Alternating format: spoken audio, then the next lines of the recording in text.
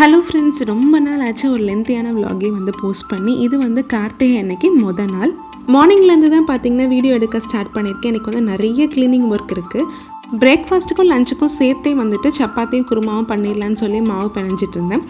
சப்பாத்தி வந்து நல்லா சாஃப்டாக கிடைக்கிறதுக்கு ஒரு 2-3 நிமிஷம் ஆச்சு சப்பாத்தி மாவு வந்துட்டு நல்லா நீட் பண்ணி விடணும். இல்லைன்னா சப்பாத்தி மாவு கூட பால் இல்லைன்னா நல்லா சுடுதண்ணி ஊற்றி பிணையிறீங்க அப்படின்னா சூப்பரான சாஃப்டான சப்பாத்தி வந்து கிடைக்கும். அதுக்கு ரொம்ப நேரம் பிணையணும்னு அவசியம் இல்லை. ஃபைனலாக மாவில் கொஞ்சம் எண்ணெய் தேய்ச்சி மூடி வச்சாச்சு. ஒரு 45 மினிட்ஸ் போல் கண்டிப்பாக ஊறணும். இந்த சப்பாத்திக்கு இன்றைக்கி ஹோட்டல் ஸ்டைல் வெஜ் குருமா தான் பண்ண போகிறேன். அந்த ரெசிபியும் வந்து இந்த வீடியோவில் இன்க்ளூட் பண்ணியிருக்கேன். பட்டர் பீன்ஸ் வந்து போன வாரம் வாங்கினது கொஞ்சம் மீதம் இருந்தது. ஸோ அதை வந்து குக்கரில் ஃபஸ்ட்டு ஒரு 2 விசில் வச்சு எடுத்துக்க போகிறேன். இப்போ ஒரு மிக்ஸி ஜாரில் 1/2 கப் அளவுக்கு தேங்காய், 1 டேபிள் ஸ்பூன் அளவுக்கு பொரிகடலை, ஒரு 2-3 முந்திரி பருப்பு வந்து சேர்த்துருக்கேன். இது கூட 1/2 டீஸ்பூன் அளவுக்கு கசகசை ஆட் பண்ணி தேவையான அளவு தண்ணி ஊற்றி நல்ல திக்கான பேஸ்ட்டாக அரைச்சி எடுத்துக்கணும். இந்த மிக்ஸி ஜாரில் நம்ம ஆட் பண்ணியிருக்க எந்த பொருட்களையுமே மிஸ் பண்ணிடாதீங்க. அப்போ தான் உங்களுக்கு சூப்பரான ஹோட்டல் ஸ்டைல் குருமா வந்து கிடைக்கும். இப்போ ஒரு குக்கரில் வந்துட்டு 4 டேபிள் ஸ்பூன் அளவுக்கு கடலை எண்ணெய் ஆட் பண்ணிவிட்டு பட்டை, 2 கிராம்பு, கொஞ்சமாக சோம்பு, ஒரு ஏலக்காய், அப்புறம் வந்துட்டு பிரியாணி இலை எல்லாமே சேர்த்துட்டு ஒரு பெரிய வெங்காயத்தை வந்து ரஃபாக சாப் பண்ணி போட்டுக்கலாம். நான் எப்போயுமே இஞ்சி பூண்டு பேஸ்ட் வந்துட்டு ஒரு 3 நாளைக்கு ஒருக்க வந்து இந்த குட்டி கண்டெய்னரில் வந்து அரைச்சி வச்சுப்பேன். 1/2 டீஸ்பூன் அளவுக்கு இஞ்சி பூண்டு பேஸ்ட் வந்து போட்டால் போதும். ரொம்ப வந்து இஞ்சி பூண்டு பேஸ்ட் வந்து கிரேவிஸில் வந்து சேர்க்கக்கூடாது, இல்லைன்னா ஒரு மாதிரி காட்டமாக இருக்க மாதிரி இருக்கும். இது கூட வந்துட்டு ஒரு 2 மீடியம் சைஸ் தக்காளி வந்து ஆட் பண்ணிவிட்டு இந்த சால்னாக்கு தேவையான அளவுக்கு உப்பும் அப்புறம் கொஞ்சமாக மஞ்சள் தூளை ஆட் பண்ணிக்கலாம். ஆட் பண்ணி க்ளோஸ் பண்ணி வச்சுட்டிங்க அப்படின்னா தக்காளி நல்லா மேஷ் ஆகி வந்துடும். இதுக்கப்புறம் வீட்டில் இருக்கக்கூடிய மசாலா தான் ஆட் பண்ண போகிறோம். ஸ்பெஷல் மசாலா வந்து எதுவுமே கிடையாது. 1/2 டீஸ்பூன் அளவுக்கு மல்லித்தூள், 1/4 டீஸ்பூன் அளவுக்கு சீரகத்தூள், 1 டீஸ்பூன் அளவுக்கு மிளகாய்த்தூள் உங்கள் காரத்துக்கு ஏற்ற மாதிரி சேர்த்துக்கோங்க. நான் இன்றைக்கி வந்துட்டு கேரட், பீன்ஸ், உருளைக்கிழங்கு, அப்புறம் பட்டர் பீன்ஸ், அப்புறம் காலிஃப்ளவர் இதெல்லாம் வந்து ஆட் பண்ணியிருக்கேன். இது கூடயே பச்சை பட்டாணி, சோயா சங்க்ஸ் எல்லாமே ஆட் பண்ணிக்கலாம். நல்லா டேஸ்ட்டாக இருக்கும். ஃபைனலாக நம்ம மிக்சியில் அரைச்சி வச்சிருந்த பேஸ்ட்டை ஆட் பண்ணிவிட்டு ஒரு 2 கப் அளவுக்கு தண்ணியும் ஆட் பண்ணி மீடியம் ஃப்ளேமில் 3 விசில் வச்சு எடுத்துக்கலாம். இந்த சால்னாக்கு வந்து பார்த்திங்கன்னா நம்ம எக்ஸ்ட்ரா ஸ்பைசஸ்னு எதுவுமே வந்து ஆட் பண்ண தேவையில்லை. பட் அவ்வளோ வாசமாக இருக்கும். விசில் வரும்போதே வந்து பார்த்திங்கன்னா வீடு ஃபுல்லாக பயங்கர வாசம். பையன் வேறு உடனே பசிக்குது மம்மின்னு சொன்னனால அவசரமாக சப்பாத்தி போட்டுட்டு குக்கர் வந்து ஓப்பன் பண்ண ட்ரை பண்ணிகிட்டு இருந்தேன். கொஞ்சம் கொஞ்சமாக ப்ரெஷர் ரிலீஸ் பண்ணி குக்கர் ஓப்பன் பண்ணிவிட்டு நல்லா சூப்பராக தகன்னு வந்துட்டு வெஜ் சால்னா வந்து ரெடி ஆயிருந்தது. நல்லா ஒரு தடவை கலந்து விட்டுட்டு கொஞ்சமாக கொத்தமல்லி தழை மட்டும் தூவி இறக்கிக்கலாம். இந்த சால்னா வந்து பார்த்திங்கன்னா அப்படியே ஹோட்டல் டேஸ்ட்டில் இருக்குங்க. கண்டிப்பாக ஒரு தடவை ட்ரை பண்ணி பார்த்துட்டு எனக்கு பிக்சர்ஸ் வந்து இன்ஸ்டாகிராமில் ஷேர் பண்ணுங்கள். இன்ஸ்டாவோட ஐடி வந்துட்டு டிஸ்கிரிப்ஷனில் கொடுக்குறேன். எனக்கு அதை பார்க்குறப்போ ரொம்ப ஹாப்பியாக இருக்கும். ஹஸ்பண்டுக்கும் சப்பாத்தி போட்டு கொடுத்துட்டேன். பையனுக்கும் வந்து சப்பாத்தி போட்டு ஊட்டி விட்டுட்டேன். நல்லா வெயில் அடிச்சிட்டு இருந்தது. துணியெல்லாம் காய போட்டதுக்கப்புறமா சாப்பிட்டுக்கலாமேன்னு சொல்லிட்டு எடுத்து காய போட்டுட்டு இருந்தேன். ஒவ்வொரு துணியாக வந்து பையன் எடுத்து கொடுத்துட்ருப்பான். இது வந்துட்டு என்னோடய ட்ரெஸ், இது வந்து மம்மியோட ட்ரெஸ்ஸுன்னு சொல்லி எல்லாத்தையுமே எடுத்து கொடுப்பான். பையனுக்கு வந்து வைரல் ஃபீவர் வந்தனால 1 வீக்காகவே நான் ஸ்கூலுக்கு அனுப்பலை. ஸோ வெனஸ்டே தான் வந்து ஸ்கூலுக்கு அனுப்பலான்னு சொல்லி பிளான் பண்ணியிருக்கேன்.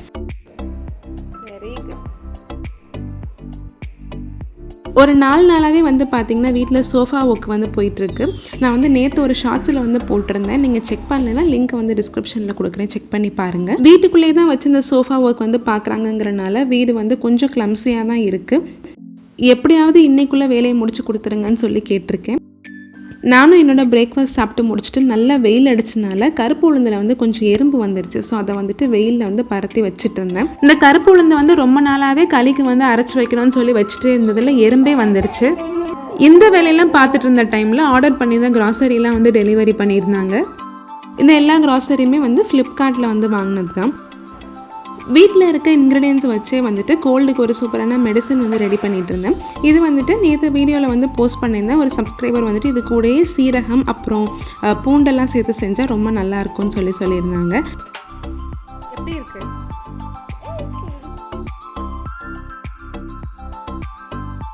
பையன் வந்து வீட்டில் இருந்தால் எப்பயுமே என் பின்னாடியே தான் சுற்றிட்டே இருப்பான்.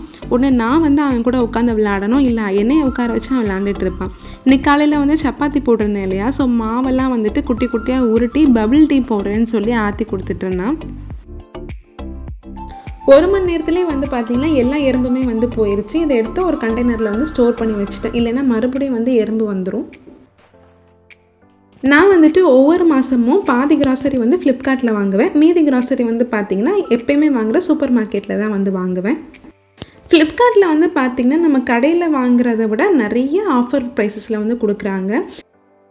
1ஆம் தேதியே வந்துட்டு நம்ம எல்லா ஆர்டருமே வந்து போட்டுறணும். கொஞ்சம் ஒரு 3ஆம் தேதி 4ஆம் தேதி மாதிரி போச்சு அப்படின்னா கொஞ்சம் ஆஃபர்ஸ்லாம் வந்து குறைய ஆரம்பிச்சிடும். நல்லெண்ணெய் வந்து பார்த்திங்கன்னா இப்போ இருக்க ரேட் படி 1 லிட்டர் வந்துட்டு 330 ரூபா கிட்ட இருக்கும். நான் வந்துட்டு 1.5 லிட்டர் நல்லெண்ணெய் வந்து வாங்கியிருக்கேன். எல்லாமே சேர்த்து வந்துட்டு 300 ருபீஸ் தான். இந்த தடவை வந்துட்டு 1 லிட்டர் நெய் வந்து வாங்கிட்டேன். ஏன்னா 1/2 லிட்டர் நெய்யை விட 1 லிட்டர் நெய்யாக வாங்குறப்போ நமக்கு ப்ரைஸ் வந்து ரொம்பவே வந்து கம்மியாகுது.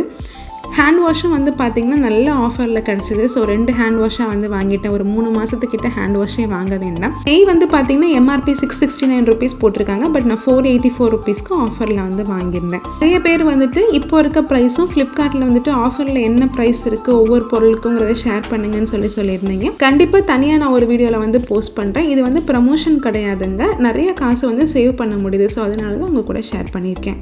இந்த தடவை வாங்கின கிராசரியில் வந்துட்டு 1 ரூபாய்க்கு 1/2 கிலோ ஜீனியும் இந்த கான்டினென்டல் எக்ஸ்ட்ரா காஃபி பவுடர் இருக்கு இல்லையா, ஸோ அதுவும் வந்துட்டு ஃப்ரீயாக வந்து கிடச்சிருக்கு. நாளைக்கு வந்து கார்த்திகைங்கிறனால விளக்கு எல்லாத்தையுமே தேய்ச்சி வச்சிடலாம் அப்படின்னு சொல்லி எடுத்தேன். ஒவ்வொரு வருஷமும் கார்த்திகைக்கு மட்டும்தான் இந்த வெள்ளி குத்து விளக்கு வந்து எடுப்பேன். இந்த விளக்கெல்லாம் வந்து பார்த்திங்கன்னா நான் இன்றைக்கி ஒரு சிம்பிளான ஒரு ஹேக் யூஸ் பண்ணி வந்துட்டு சுத்தமாக க்ளீன் பண்ணி எடுத்துட்டேங்க. விளக்கு க்ளீன் பண்ணுறதுக்கு முன்னாடி நான் கிச்சன் சிங்கை வந்து நல்லா க்ளீன் பண்ணி வச்சுருவேன். விளக்கெல்லாம் வந்து சிங்க்குள்ளே போட்டு விளக்க மாட்டேன். மேலே கவுண்டர் டாப்லேயும் வச்சு தான் நான் கையிலேயும் வச்சு தான் தேய்க்கிறேன். பட் இருந்தாலும் சிங்க்கு வந்து கொஞ்சம் சுத்தமாக இருந்தால் தான் பூஜை சாமானை வந்துட்டு எடுத்துகிட்டே வருவேன் நான் கழுவுறதுக்கு. வெள்ளி பாத்திரம் எல்லாமே நல்லா கருத்து இருக்கனால ஒரு ஈஸியான ஹேக் மூலமாக தாங்க நான் க்ளீன் பண்ணியிருக்கேன். உங்களுக்கு எந்த அளவுக்கு வெள்ளி சாமான் இருக்கோ அதுக்கேற்ற மாதிரி ஒரு அகலமான பாத்திரத்தில் தண்ணி வச்சுக்கோங்க. அது நல்லா கொதிச்சதுக்கு அப்புறமா ஒரு 2 டேபிள் ஸ்பூன் அளவுக்கு பேக்கிங் சோடா வந்து ஆட் பண்ணிக்கலாம். இந்த டைமில் அடுப்பு நல்லா லோ ஃப்ளேம்லேயே வச்சுக்கோங்க. நான் தண்ணி வந்து நல்லா கொதிக்க சூடாக இருக்கணும். அலுமினியம் ஃபாயில்னு சொல்லி கடையில் கிடைக்கும். சாப்பாடெல்லாம் கூட சில நேரங்களில் இதில் வச்சு கொடுப்பாங்க இல்லையா, ஸோ அந்த பாக்ஸ் தான். அலுமினியம் ஃபாயில் வேறு, சில்வர் ஃபாயில் வேறுங்க. அலுமினியம் ஃபாயில் தான் வந்து நம்ம கண்டிப்பாக யூஸ் பண்ணணும். சில்வர் ஃபாயிலும் அலுமினியம் ஃபாயிலும் பார்க்குறதுக்கு ஒன்று போலே தான் இருக்கும். பட் அது வந்து நீங்கள் யூஸ் பண்ணக்கூடாது. விளக்கில் கொஞ்சம் எண்ணெய் பசை வந்து இருக்கனால கொஞ்சமாக ப்ரில் லிக்விடும் வந்து இது கூட ஆட் பண்ணியிருக்கேன். 2 நிமிஷம் தாங்க. இந்த குத்து விளக்கு எந்த அளவுக்கு அடியில் கருத்து இருக்குன்னு பாருங்கள். ஒரு 2 நிமிஷம் உள்ளே போட்டு எடுத்ததில் அப்படியே பலன்னு சூப்பராக வந்துருச்சு. இது வந்து நான் ஃபஸ்ட் டைம் வந்து ட்ரை பண்ணுறேன். இதெல்லாம் வந்து ஒர்க் அவுட் ஆகாதுன்னு சொல்லி நினச்சி தான் ட்ரை பண்ணேன். பட் ரொம்ப சூப்பராக வந்து க்ளீன் ஆகி வந்தது. குத்து விளக்கு வந்து ரொம்ப பெருசாக இருந்தனால பெரிய பாத்திரமாக வச்சுட்டேன் அப்படின்னா எனக்கு தண்ணியும் ஜாஸ்தியாக செலவாகும், கேஸும் ஜாஸ்தியாக செலவாகுங்கிறனால குத்து விளக்கை வந்து முன்னையும் பின்னையும் திருப்பி போட்டு நான் வந்துட்டு உள்ள தண்ணியில் சோக் பண்ணி இந்த விளக்கோட பேஸை பாருங்கள் எவ்வளோ சூப்பராக பளிச்சுன்னு க்ளீனாக இருக்குன்னு சொல்லிட்டு.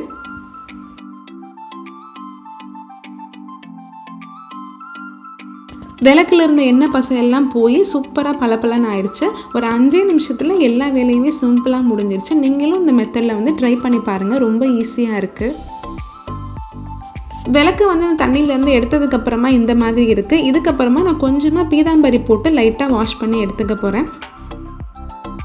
பீதாம்பரி லிக்விட் கூட அவைலபிளாக இருக்குங்க. நீங்கள் அதை கூட எடுத்து லைட்டாக பாலிஷ் மாதிரி பண்ணி விடலாம். வெள்ளி விளக்கு வந்து பார்த்திங்கன்னா நல்ல பலன்னு சூப்பர் ஷைனாக ஆயிடுச்சு. இந்த விளக்கெல்லாம் வந்து பார்த்திங்கன்னா ஆஸ் யூஷுவல் வந்துட்டு சபீனாவும் அப்புறம் லெமனும் யூஸ் பண்ணி நல்லா தேய்ச்சி வச்சுட்டேன். அம்மா வந்து எனக்கு சின்ன வயசுலேருந்தே விளக்கு தேய்க்கிறதுக்கு வந்து சொல்லி கொடுத்தாங்க. ஒவ்வொரு தடவையும் தேய்க்கும் போதும் விளக்கு வந்து பால் மாதிரி இருக்கணும், அந்த கலரில் தேய்ச்சி வைக்கணும்னு சொல்லி அம்மா சொல்லுவாங்க. ஸோ எப்போ விளக்கு தேய்ச்சாலும் எனக்கு அம்மா சொன்ன அந்த ஒரு வார்த்தை மட்டும்தான் ஞாபகம் வந்துகிட்டே இருக்கும். ஜெயா குட்டி, பவித்ரா ராஜ்குமார், போதும் பொண்ணு, சத்யா, பிரீத்தி, அமிர்தகனி, தரணி, பூமிகா, தீபா, ஆஸ்மா, காவ்யா, இலக்கியா எல்லாருக்குமே பெரிய ஹை. தண்ணி வந்து பார்த்திங்கன்னா இந்த கலரில் தான் ஃபைனலாக மாறி இருக்குது. நம்ம உள்ளே போட்டிருந்த அலுமினியம் ஃபாயில் எல்லாமே வந்து இந்த மாதிரி கருத்து இருந்தது. ஒவ்வொரு தடவையுமே கார்த்திகைக்கு வந்துட்டு கார்த்திகை பொரியும் கார்த்திகை அப்பமும் வந்து பண்ணுவேன். இந்த அப்பம் வந்து நல்ல சாஃப்டாக இருக்கும். இந்த ரெசிபி வந்து உங்கள் கூடயும் ஷேர் பண்ணணும்னு தோணுச்சு. ஸோ இந்த ரெசிபி வந்து இன்றைக்கி ஷூட் பண்ணிட்டு இருந்தேன். இதோட ரெசிபி வந்து இன்றைக்கி நம்ம ஷார்ட்ஸில் 12 o'clock வந்துடும். செக் பண்ணி பாருங்கள். ஹஸ்பண்ட் வந்துட்டு காஃபி போட்டு கொடுத்துடலாம். ஏன்னா அவங்க கண்டினியூஸாக ஒர்க் பண்ணுறதுனால கண்டிப்பாக அந்த டைமுக்கு வந்து காஃபி குடிச்சே ஆகணும். இன்றைக்கி வந்திருந்த புது காஃபி பவுடர் வச்சு தான் நான் இன்றைக்கி காஃபி வந்து அவங்களுக்கு போட்டு கொடுத்தேன்.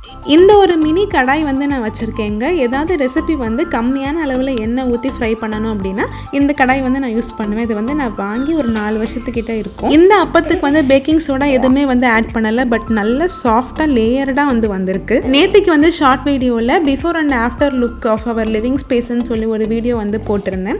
எங்கள் வீட்டில் வந்து சோஃபா வந்துட்டு கொஞ்ச நாளாகவே வந்துட்டு ஒரு மோசமான கண்டிஷனில் தான் இருந்தது. ஆக்சுவலாக நாங்கள் வச்சுருந்த ரிக்ளைனரோட மெட்டீரியல் வந்து பார்த்தீங்கன்னா லெதரைட் வந்து நீங்கள் யாருமே வாங்காதீங்க, ரொம்ப மோசமான கண்டிஷனுக்கு வந்து போயிடுச்சு. இப்போ வந்து நாங்கள் சூப்பரான ஒரு வெல்வெட் ஃபேப்ரிக் வந்து மாற்றிருக்கோம். ஸோ இதெல்லாம் முடிக்கும் போது டைம் வந்து 9 o'clock கிட்ட ஆயிடுச்சு. ஸோ ஹஸ்பண்ட் தான் வந்துட்டு இன்றைக்கி மேகி கிண்டி கொடுத்தாங்க. நான் வந்து ஸ்நாக்ஸ் சாப்பிட்டுட்டே மாவு அரைச்சிட்டு இருந்தேன். பையனுக்கு வந்து மத்தியானம் வச்ச சாதம் வந்து இருந்தது. ஸோ கொஞ்சமாக ரசம் மட்டும் ஊற்றி அவனுக்கு ஊட்டி விட்டுட்டேன். இந்த vlog வந்து இதோட முடியுது. இந்த vlog உங்களுக்கு பிடிச்சிருந்துச்சுன்னா நம்ம சேனல் சமையல் பவனுக்கு சப்ஸ்கிரைப் பண்ணி வச்சுக்கோங்க. இந்த மாதிரி vlogs எப்படி இருக்குங்கிறதையும் கீழே கமெண்ட் செக்ஷனில் சொல்லுங்கள். மீண்டும் ஒரு சூப்பரான வீடியோ உங்களை மீட் பண்ணுறேன். தேங்க்யூ.